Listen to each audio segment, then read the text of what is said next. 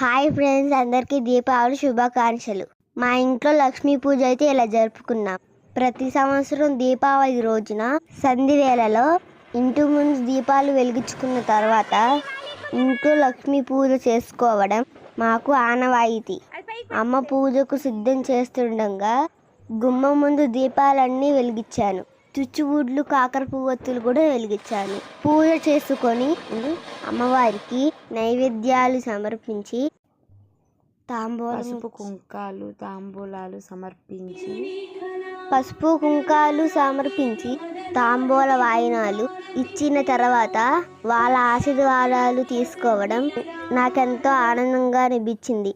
మాతో పాటు మీ అందరికీ కూడా చీకటి వెలుగులు తొలగిపోయి కొత్త వెలుగులతో సుఖ సంతోషాలతో మీ జీవితాలు ఉండాలని, మీకంతా మంచి జరగాలని ఆ లక్ష్మీదేవి మీకు, మీ కుటుంబ సభ్యులకు ఆశీర్వాదాలు ఇవ్వాలని, మహాలక్ష్మి కటాక్షం మీపై మాపై ఎల్లప్పుడూ ఉండాలని మనస్ఫూర్తిగా కోరుకుంటున్నాను. మా పూజ ఎలాగుంది?